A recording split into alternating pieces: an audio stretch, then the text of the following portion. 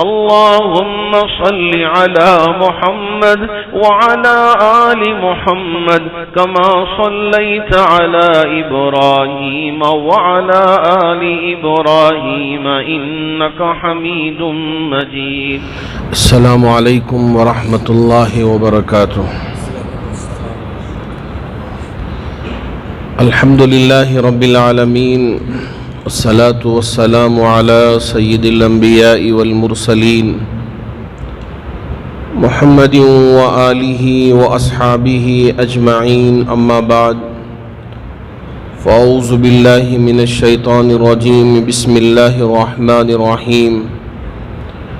يا أيها الذين آمنوا لا يسخر قوم من قوم عسى أن يكونوا خيرا منهم ولا نساء من نساء عسى أن يكن خيرا منهن. صدق الله مولانا العظيم. بزرگان محترم، مبارک و مقدس مہینے شروع ہو چکے ہیں. جیسے ہی رجب کا مہینہ شروع ہوتا، میرے اور آپ کے آقا تاجدار مدینہ احمد مصطفیٰ محمد مجتبیٰ صلی اللہ علیہ وسلم ایک دعا کا خاص اہتمام فرماتے اور اکثر اپنی نمازوں میں اور دوسرے موقعوں پر اس دعا کا اہتمام فرمایا کرتے تھے، جسے ہمیں بھی پڑھنا چاہیے اور ابھی سے دماغ میں، ذہنوں میں یہ بات لے کر آنا چاہیے کہ یہ وہ مبارک مہینے ہیں جن کے بارے میں میرے آقا صلی اللہ علیہ وسلم نے دعا کا اہتمام فرمایا کرتے تھے، تو مجھے بھی دعاؤں کا اہتمام کرنا چاہیے. آپ علیہ الصلاۃ والسلام ایک دعا فرماتے تھے، اللہم بارک لنا فی رجب و شعبان. اے اللہ، ہمارے لیے رجب کے مہینے میں بھی برکت عطا فرما، شعبان کے مہینے میں بھی برکت عطا فرما. کہ اب زندگی کے اس حصے میں آ گئے ہیں، کہیں اس لیے کہ موت تو یقینی ہے، کسی کو موت سے مفر نہیں ہے، چھٹکارا نہیں ہے، ہر ایک کو موت آنی ہی ہے. لیکن یہاں اتنے قریب آ کر اگر ہم چلے جائیں تو مبارک مہینہ نہ ملے، برکتوں والا مہینہ نہ ملے تو شاید محرومی ہو سکتی ہے. اس لیے دعا کرتے ہیں، بارک لنا فی رجب و شعبان. اے اللہ، ہمارے لیے برکت عطا فرما رجب کے مہینے میں اور شعبان کے مہینے میں. وبلغنا رمضان، اور ہمیں پہنچا دیجئے رمضان کے مہینے میں، تاکہ ہم رمضان کے روزے رکھیں، تراویح کا اہتمام کریں، قرآن کی تلاوت کا اہتمام کریں، تہجد پڑھیں، ذکر کریں، اللہ اللہ کرتے رہیں، لا الہ الا اللہ محمد الرسول اللہ کا ورد کرتے رہیں، کلمہ پڑھتے رہیں. یہ شوق، یہ جذبہ رکھ کر ہمیں بھی دعاؤں کا اہتمام کرنا چاہیے. جی ہاں،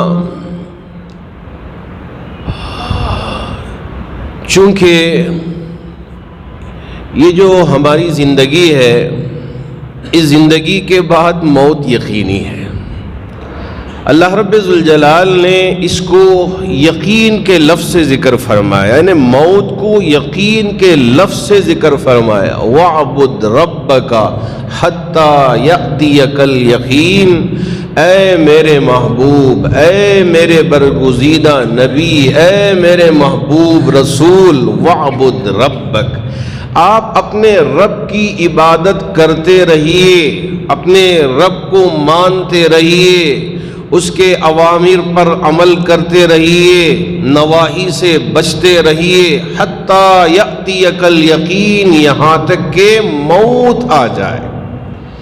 موت کے آنے تک، یعنی یقین یہاں موت کے معنی میں کہا گیا ہے کہ موت کے آنے تک آپ اپنے رب کی عبادت کرتے رہے. اب لوگوں نے دین کو الگ کر لیا، دنیا کو الگ کر لیا کہ یہ دینداری ہے، یہ دنیا داری ہے. اب دینداری کیا ہے؟ نماز پڑھ لیں. دینداری کیا ہے؟ روزہ رکھ لیں۔ دینداری کیا ہے؟ مال اللہ نے دیا تو حج کے لیے چلے جائیں۔ دینداری کیا ہے؟ اللہ نے مال دیا تو تھوڑا سا مال غریبوں کو تقسیم کر دیں، زکوٰۃ کی کات حساب لگا کر دینے کی ضرورت نہیں ہے۔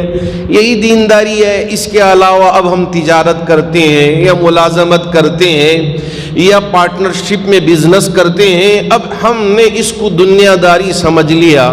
اب یہاں اگر ہم ڈنڈی مارتے ہیں، یہاں اگر ہم جھوٹ بولتے ہیں، یہاں اگر ہم دھوکہ دیتے ہیں، یہاں اگر ہم دغا بازی کرتے ہیں، تو ہم نے اپنے لیے خود کو فتویٰ دے لیا کہ یہ ساری جائز صورتیں۔ یا میرے اللہ، نہیں، ایسا ہرگز نہیں ہے۔ یہ ساری چیزیں دین میں داخل ہیں، اس لیے کہ اللہ نے زندگی عطا کیا ہے اور یہ زندگی گزارنے کے طریقے اللہ رب ذوالجلال نے بتایا ہے کہ آپ اپنی زندگی کو کیسے گزاریں۔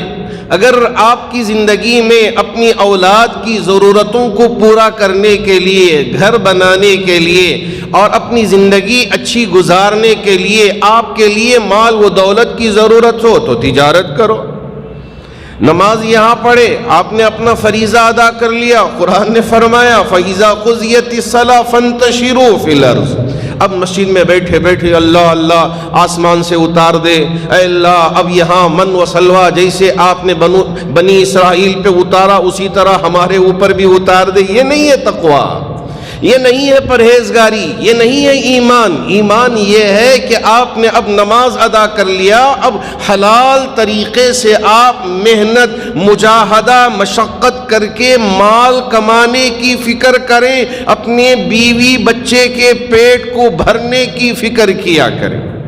فانتشروا فی الارض وابتغوا من فضل اللہ۔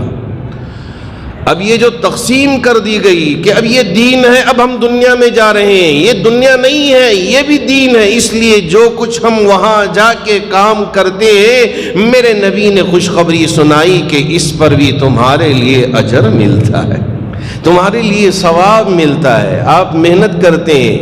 اگر ایسا نہ ہوتا تو وہ پتھر پھوڑنے والا صحابی جنہوں نے آ کے ملاقات کیا تھا، جن کے ہاتھ بڑے کھردرے تھے، میرے محبوب نبی کے ہاتھ بڑے ملائم تھے، ہاتھ میں لے کے پوچھا کیا کرتے ہو؟ کہا بیوی بچے کے پیٹ کو بھرنے کے لیے پتھر پھوڑ کے میں حلال روزی کا انتظام کرتا ہوں۔ قربان جائیے میرے نبی پہ۔ آپ نے ان ہاتھوں کو اپنے ہاتھوں میں لیا اور اپنے رخسار سے بوسہ دیا کہ یہ بڑے ہی مبارک ہاتھ ہیں، یہ اپنے بیوی بچوں کے لیے محنت مجاہدہ کر کے اپنی بیوی بچوں کا پیٹ بھرنے کی کوشش کرتا ہے، بڑے ہی مبارک ہاتھ۔ آپ نے اپنے رخسار سے بوسہ دیا۔ حلال طریقے سے اگر ہم کماتے ہیں، اسی کو حسن معاشرت کہا گیا۔ یہ پوری زندگی، یہ دین ہے، یہ اسلام ہے، یہ ایمان کے تقاضوں پر چلانے والی چیز ہے۔ یہ نہیں کہ یہ دینی، یہ دنیاوی نہیں، سب دین میں داخل ہے۔ اگر ہم مال کماتے ہیں تو یہ بھی ایمان کے دائرے میں رہ کر، اسلام کے دائرے میں رہ کر کہ جھوٹ نہیں بولیں گے، دھوکہ نہیں دیں گے، دغا بازی نہیں کریں گے، ملاوٹ نہیں کریں گے، عیبوں کو چھپا کر ہم نہیں بیچیں گے۔ اب بیوی ہے، بچے ہیں، اب ان کے ساتھ کیسے پیش آنا ہے، میرے نبی نے ساری چیزوں کو اپنے عملی نمونے کے ذریعے امت کے سامنے پیش کر دیا۔ یہاں تک کہ قرآن نے ہدایات بھی جاری فرمایا کہ دیکھو آپ یہ مت سمجھ جانا کہ میں اس انسان سے میں بہتر ہوں، میں اس سے میں بہتر ہوں، نہیں۔ یا ایھا الذین آمنوا لا یسخر قوم من قوم عسى ان یکونوا خیرا منہم۔ اے ایمان والو، کسی بھی قوم کا مذاق نہ اڑاؤ۔ لا یسخر قوم من قوم عسى ان یکونوا خیرا منہم، کہ ہم یہود کا مذاق اڑائے، ہم نصرانیوں کا مذاق اڑائے، ہم دوسرے مذہب کے ماننے والوں کا مذاق اڑائے، نہیں، مذاق اڑانے کی اجازت ہے ہی نہیں۔ ایک مسلمان دوسرے مسلمان کا مذاق اڑائے، ارے اس کی کیا حیثیت ہے، ارے یہ تو گیا گزرا مسلمان ہے، حتیٰ کہ اگر شرابی بھی ہے لیکن اس کا بھی مذاق اڑانے کی اجازت نہیں ہے۔ اگر وہ شراب پی رہا ہے تو سمجھانے کا حکم دیا گیا، اس کا مذاق بنانے کا حکم نہیں دیا گیا کہ آپ اس کا مذاق بناؤ کہ دیکھو ایک برا انسان ہے، ایک غلط انسان ہے۔ ارے تمہیں کیا پتا کہ اس نے اپنے رب سے ایسی توبہ کر لیا ہو، تمہیں پتا تک نہیں، تم سے زیادہ اللہ کے دربار میں اس کا مقام اعلیٰ ہو گیا ہو، تمہیں پتا تک نہیں چلے گا۔ لا يسخر قوم من قوم عسى ان يكونوا خيرا منهم۔ اللہ رب ذوالجلال نے یہاں جبکہ قوم میں مرد بھی ہیں عورتیں بھی ہیں، لیکن یہاں اللہ نے عورتوں کو خاص طور پہ ذکر کر کے فرمایا ولا نساء من نساء عسى ان يكن خيرا منهن، اور عورتیں دوسری عورتوں کا مذاق نہ اڑائیں، تان تشنی نہ کریں، ان پر غلط قسم کی باتیں نہ کیا کریں۔ اللہ رب ذوالجلال نے چونکہ عورتوں میں یہ بہت زیادہ ہوتا ہے کہ ہر عورت اپنے آپ کو دوسری عورت سے بہتر سمجھتی ہے، بڑی خوبصورت سمجھتی ہے، بہت ہی مالدار سمجھتی ہے، کچھ ہو نہ ہو لیکن دوسروں کو ذلیل کرنا شروع کر دیتی ہے۔ اس لیے رب نے حکم دیا کہ کوئی عورت کسی عورت کا مذاق نہ بنائے۔ یہ ہے حسن معاشرت کہ اللہ رب ذوالجلال نے نبی کے ذریعے سے یہ تعلیم دی کہ دیکھو کہ ہر مسلمان دوسرے مسلمان کے لیے خیر چاہتا ہے، بھلائی چاہتا ہے، سلامتی چاہتا ہے۔ اس لیے سب سے پہلے تمہارے لیے حکم یہ ہے کہ جیسے ہی کسی مسلمان سے، چاہے تم اسے جانتے ہو چاہے تم اسے نہ جانتے ہو، لیکن ایمان والا ہے تو تم کہو السلام علیکم ورحمۃ اللہ وبرکاتہ۔ بھائی تم پر سلامتی ہو اللہ کی رحمتیں برسے، اللہ کی برکتیں برسے۔ یہ میری تمہارے حق میں دعائیں ہیں سلام کر کے، اب وہ بھی سلام علیکم السلام ورحمۃ اللہ وبرکاتہ، یہ بھی دعائیں دیتا ہے۔ جیسا آپ میرے لیے دعاؤں سے نوازا ہے، میں بھی آپ کے لیے یہی بھلائی چاہتا ہوں۔ میں میرے دل میں تمہارے لیے حسد نہیں رکھتا، میں تمہاری برائی نہیں چاہتا، میں تمہارے لیے غلط قسم کی چیزوں کو اپنے دل و دماغ میں نہیں بٹھاتا۔ یہ ہے میرے نبی کی تعلیمات، وعلیکم السلام ورحمۃ اللہ وبرکاتہ۔ تم پر بھی اللہ کی سلامتی ہو، اللہ کی رحمتیں ہوں، اللہ کی برکتیں نازل ہوں۔ کیا دیا میرے نبی نے کہ پہلے ہی دلوں سے نکال دو، حسد نہیں ہے، بغض نہیں ہے، ایک مسلمان دوسرے مسلمان کا برا نہیں چاہتا۔ اگر کہیں، جی ہاں ہم نے سنا ہے کہ اگر کوئی ایسا تاجر ہے صبح سے یعنی دوپہر تک اس کے یہاں اچھی تجارت ہو گئی، اور بازو میں پڑوس میں ایک تاجر ہے اس کے یہاں کوئی صبح سے بھونی ہی نہیں ہوئی، کوئی یعنی وہاں پر کوئی معاملہ ہی نہیں ہوا، اب آیا خریدنے کے لیے، اب یہ اس کے پاس مال بھی ہے لیکن یہ کہتا ہے کہ میرا بھائی یہاں صبح سے بیٹھا ہے، اس کے دکان میں اب تک صبح سے کچھ نہیں ہوا ہے، آپ وہاں جا کر اس چیز کو خرید لو، اسی قیمت میں اسی طرح کی چیز وہاں سے مل جاتی ہے آپ کو۔ ایک مسلمان دوسرے مسلمان کا اتنا خیال کرتا تھا، لیکن آج یہ سارے رشتے ناطے ختم ہو گئے۔ کیوں؟ اس لیے کہ مغربی تہذیب نے اتنا اپنا اثر ڈال دیا کہ اب نہ باپ کی عزت ہے، نہ ماں کی عزت ہے، نہ بہن سے رشتہ ہے، نہ بھائیوں کے درمیان کی محبت ہے، نہ پڑوس کا خیال ہے، نہ ایک مسلمان دوسرے مسلمان کی خیر خواہی چاہتا ہے۔ آج کیا زمانہ آ گیا، ہم کس دور سے گزر رہے ہیں۔ میرے نبی کی تعلیمات یہ تھیں کہ ہر ایک مسلمان دوسرے مسلمان کے لیے سلامتی کی دعا کرے، اس کے لیے رحمتوں کی دعا کریں، اس پر برکتوں کے نازل ہونے کی دعا کریں۔ یہ میرے نبی کی سب سے پہلی تعلیمات میں سے اہم تعلیم تھی۔ جی ہاں، اگر پڑوس میں مسلمان ہو یا کوئی اور ہو، ہم اس کا ہمیشہ بھلا چاہتے ہیں۔ اگر اس کے گھر میں خوشی ہے تو اس کی خوشی میں شریک ہوتے ہیں، اگر بیمار ہو گیا اس کی عیادت کے لیے پہنچتے ہیں، اور اگر وفات پا گیا اس کی کریا کرم میں یا اس کے جنازے میں شریک ہوتے ہیں کہ ہاں اب میری تیرے لیے ضرورت ہے۔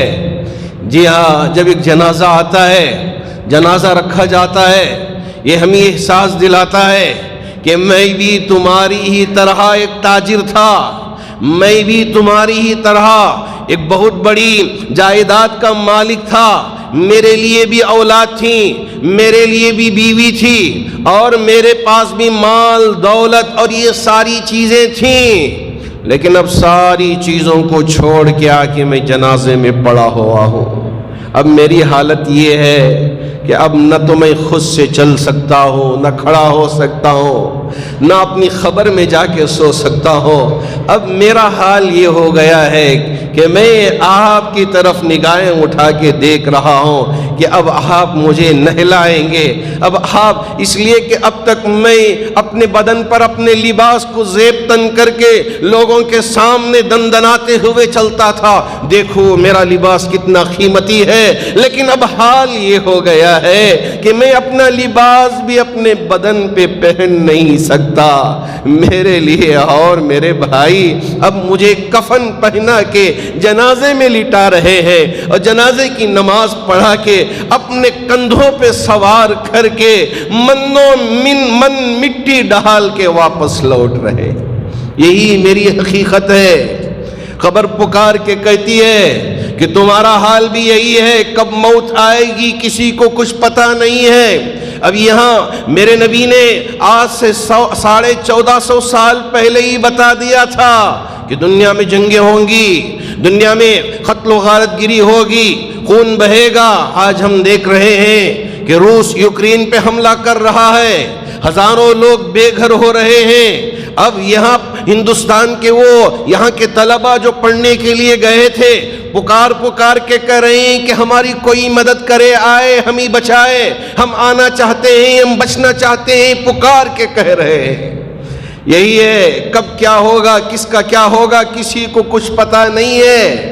اگر آج بھی ہم خواب غفلت میں پڑے رہیں اور ایک دوسرے کا برا چاہتے رہیں، اگر ہم ایک دوسرے کے لیے حسد کرتے رہیں، بغض رکھیں، اناد رکھیں، دشمنیاں پال کے رکھیں، یاد رکھیں ہمیں اکھاڑ کے ختم کر دیا جائے گا۔ وقت کا اہم ترین تقاضا ہے کہ ہم ایک دوسرے کی بھلائی چاہیں۔ جیسے میرے نبی نے تعلیمات دی، حضرات صحابہ کو بنایا، جبکہ ایک صحابہ اسلام کے قبول کرنے سے پہلے ہر ایک دوسرے کے جان کے دشمن کے پیاسے تھے، اور یعنی خون کے پیاسے تھے۔ زمانہ ایسا گزر رہا تھا، لیکن میرے نبی کی تعلیمات کا اثر یہ ہوا، قرآن نے گواہی دی، وَيُؤْثِرُونَ عَلَىٰ أَنفُسِهِمْ وَلَوْ كَانَ بِهِمْ خَصَاصَةٌ۔ اگرچہ کہ خود کی حالت پتلی ہو، اتنی مضبوط نہ ہو، ہم دوسروں کے لیے کچھ کر نہیں سکتے، اتنی بھی سکت نہیں ہے، اتنی بھی طاقت نہیں ہے، لیکن اس کے باوجود دل میں ایک تڑپ ہے، ایک فکر ہے کہ ہم جیسے تیسے گزر جائے ہماری زندگی، لیکن میرا اپنا بھائی ہے، اس کا اچھا گزر جائے، اس کی زندگی اچھی ہو جائے۔ یہ صحابہ کی فکر تھی۔ اسی لیے جب نبی نے اپنے مہمان کو بھیجا تھا کہ یہ میرا مہمان ہے، کوئی لے کر جائے، لیکن بھیجنے سے پہلے اپنے گھروں کا بھی حال معلوم کیا تھا، اپنے حجروں کا بھی حال معلوم کیا تھا۔ ہے کسی کے گھر میں میرے اس مہمان کی مہمان نوازی کرنے کے لیے؟ سب حجروں سے یہی جواب آیا تھا، مہینوں سے چولہا نہیں جلا ہے۔ ایسی حالت ہے، کیا کریں؟ جب نبی نے یہ کیا تعلیمات تھی کہ دیکھو پہلے ہم کرنے کی کوشش کریں، ہم سے جو کچھ بن پڑتا ہو وہ ہم کریں، اگر ہم سے کچھ نہیں ہو سکتا تو پھر ہم دوسروں کو متوجہ کریں تاکہ وہ آگے مدد کر سکیں۔ نبی نے بھیجا، جاؤ ایک صحابی لیے، یا رسول اللہ آپ کے اس مہمان کی مہمان نوازی کا شرف مجھے مل جائے۔ لے کے گئے، اندر جا کے بیوی سے پوچھا، نبی کے مہمان کو لے کے آیا ہوں، ہے کچھ؟ کہا نہ آپ کے لیے ہے نہ میرے لیے ہے، میرے بچوں کا ہے، جو کچھ ہے بس اتنا ہی رزق باقی ہے۔ کہا ایک کام کرو، ان بچوں کو بہلا پھسلا کے سلا دو، اس لیے کہ نبی کا مہمان آیا ہے، ہم اس کی مہمان نوازی کر لیں گے۔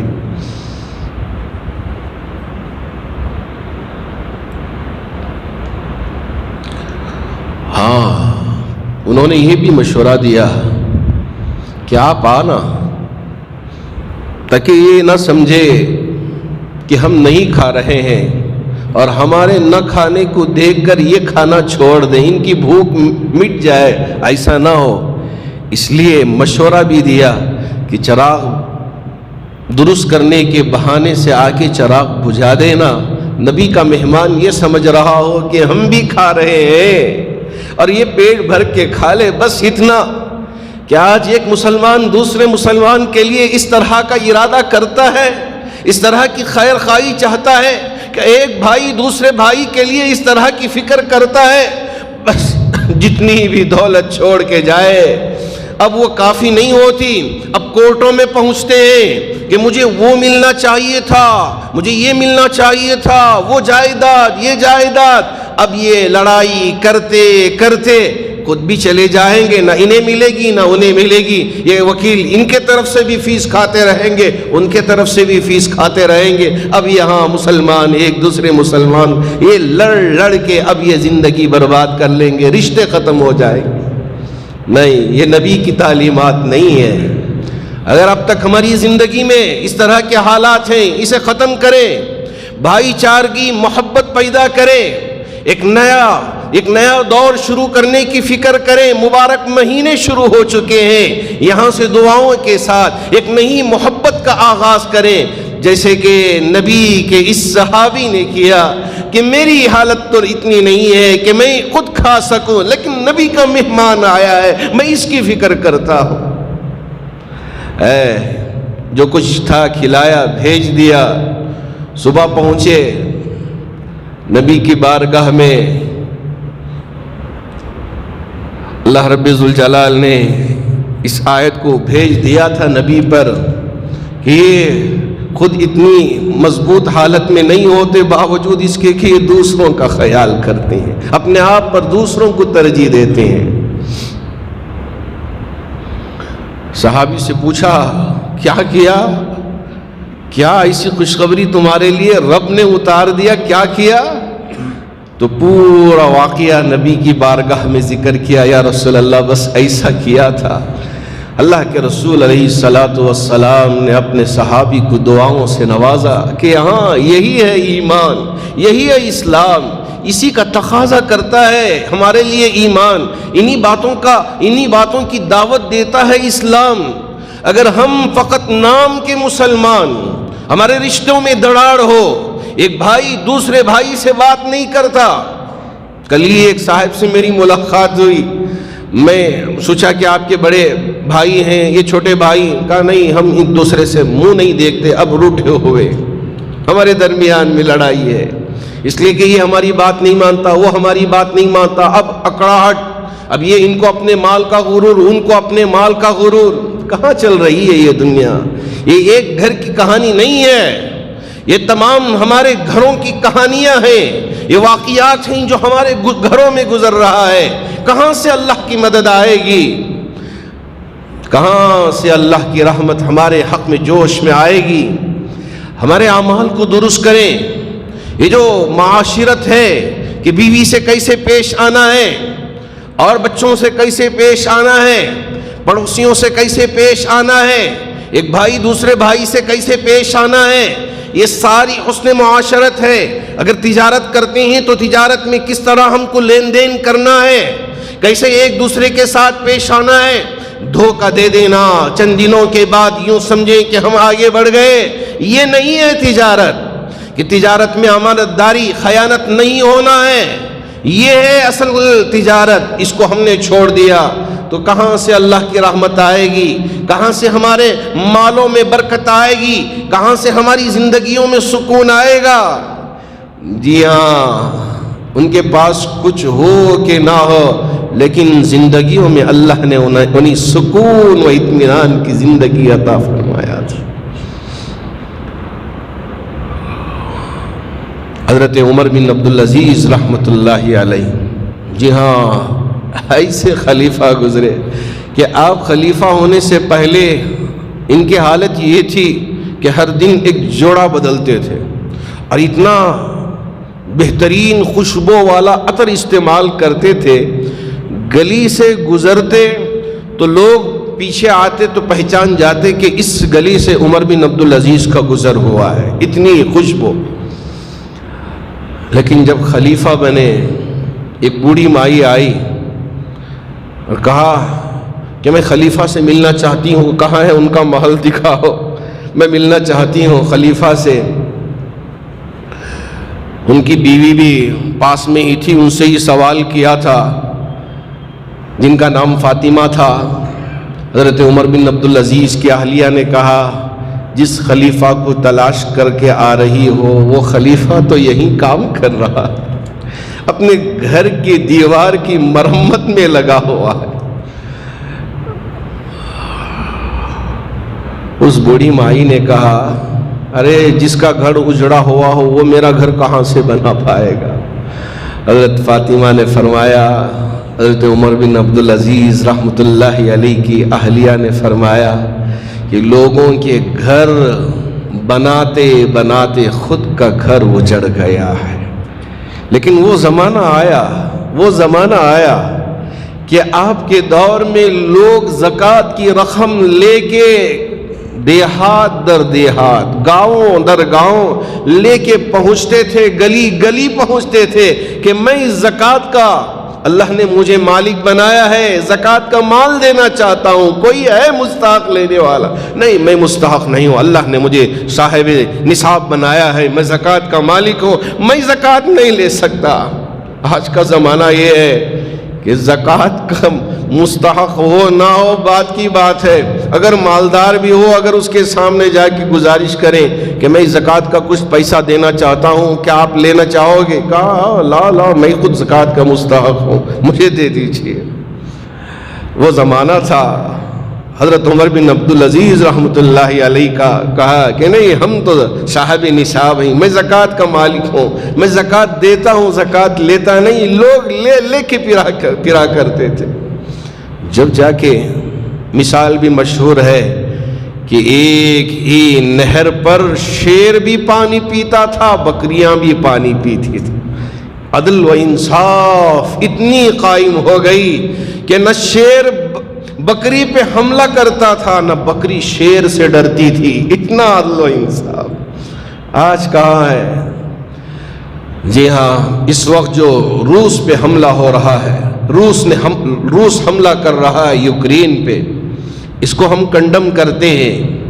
مسلمان کبھی جنگ و جدل اس کا متحمل نہیں ہے، انسانیت کی عزت کرتا ہے۔ جی ہاں، اب یہاں جائیں، یہاں برباد کریں، یہ مناسب نہیں ہے۔ ہم ملکوں سے یہ تقاضا کرتے ہیں کہ آپ آگے آئے، انسانیت کی حفاظت کے لیے آگے بڑھیں، آواز بلند کریں۔ کب تک آپ چپ بیٹھے رہیں گے؟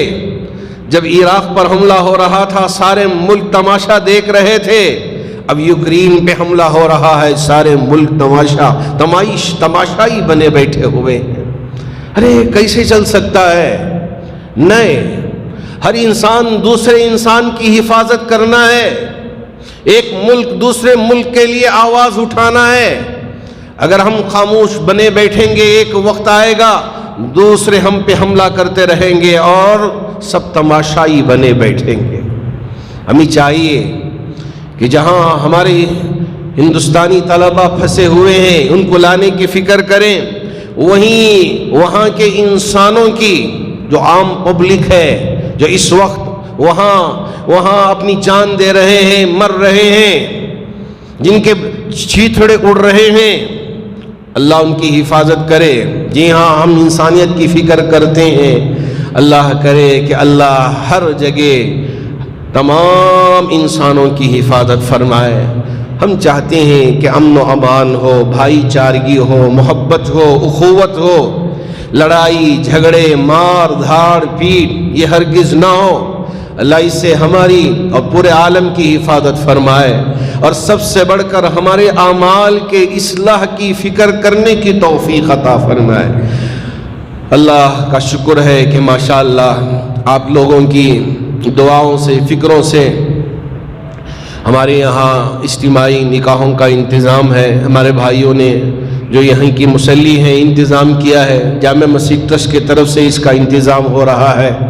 میری آپ سے گزارش ہے تھوڑی دیر کے لیے تشریف رکھیں، ہماری ان بہنوں اور بھائیوں کے لیے دعا کریں۔ یاد رکھیں کہ جامع مسجد ایک تحریک ہے، ہم یہاں سے ایک تحریک چلاتے ہیں تاکہ ہر طرف، ہر مسجدوں کے اندر اور جو تنظیمیں ہیں یہ آگے بڑھ کے آئیں اور ہماری ان غریب بھائی بہن ان کے نکاحوں کا انتظام کریں، یہ زنا میں مبتلا نہ ہو جائیں، یہ گناہوں میں مبتلا نہ ہو جائیں، غلط قسم کی عادتوں میں ملوث نہ ہو جائیں۔ اس وجہ سے جامع مسجد ٹرسٹ کی ایک تحریک ہے، جامع مسجد کی ایک تحریک ہے۔ اللہ کا شکر ہے کہ ماشاءاللہ مختلف تنظیمیں، ہماری شہر کی عورتوں کی تنظیمیں یہ آگے بڑھ کر اس کارروائی کو انجام دے رہی ہیں، میں سب کو مبارکباد دیتا ہوں۔ ابھی حال ہی میں 2 دن پہلے، اس سے پہلے ایم جی روڈ میں بھی ہمارے شہر کی کچھ جو مالدار طبقے کے احباب ہیں انہوں نے مل کر اپنی ایک تنظیم بنا کے غریب بھائی بہنوں کے نکاحوں کا انتظام کیا۔ اب کل ہی شہر کی کچھ عورتیں مل کر غریب بھائی بہنوں کی نکاحوں کا انتظام کیا۔ بہت سارے لوگ کیرلا کے جماعت والے یہ سب مل کر ماشاءاللہ نکاحوں کا انتظام کرتے آ رہے ہیں۔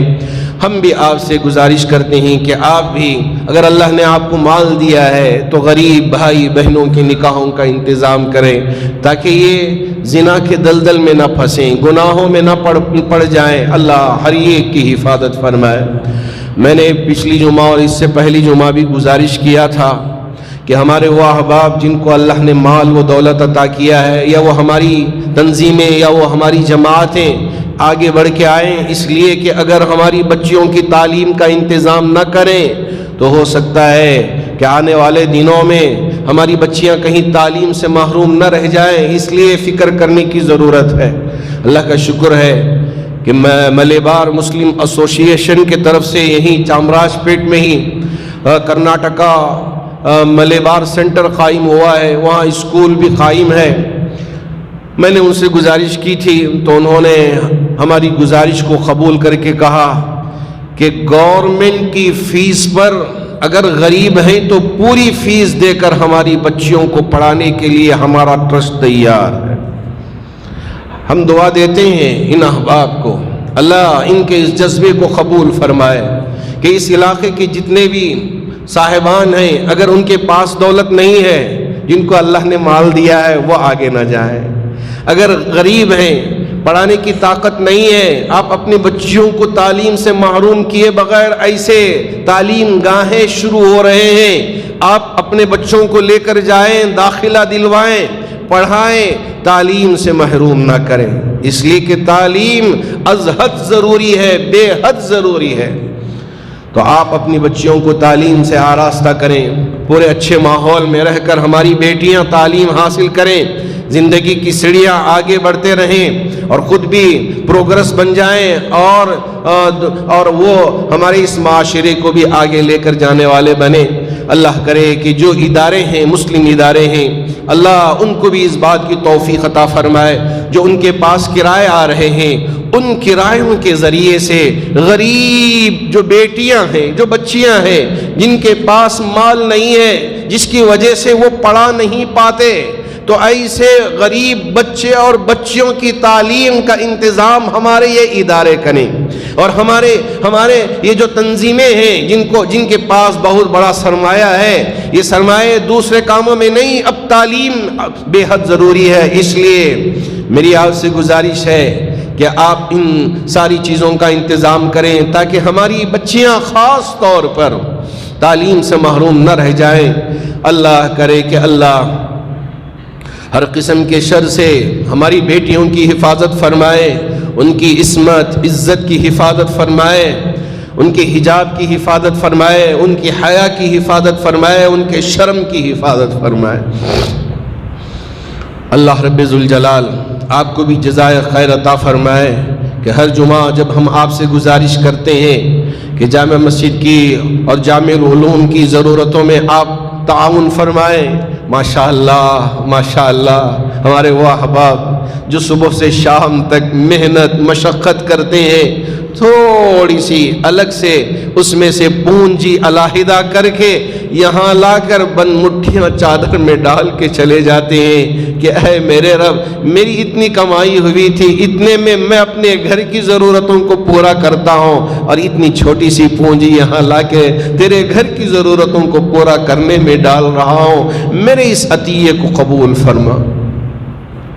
اللہ ہمارے ان بھائیوں کے جذبے کو قبول فرما کر ہمیں بھی اور تمام مسلمانوں کے لیے اللہ خیر کے فیصلے فرمائے، شرور و فتن سے حفاظت فرمائے، بیماریوں سے محفوظ فرمائے۔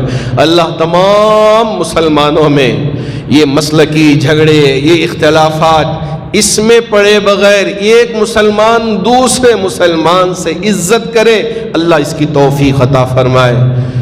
اللہ جتنے بھی مرحومین ہم سے رخصت ہو چکے ہیں، تمام مرحومین کی بھرپور مغفرت فرمائے۔ آمین وآخر دعوانا ان الحمدللہ رب العالمین۔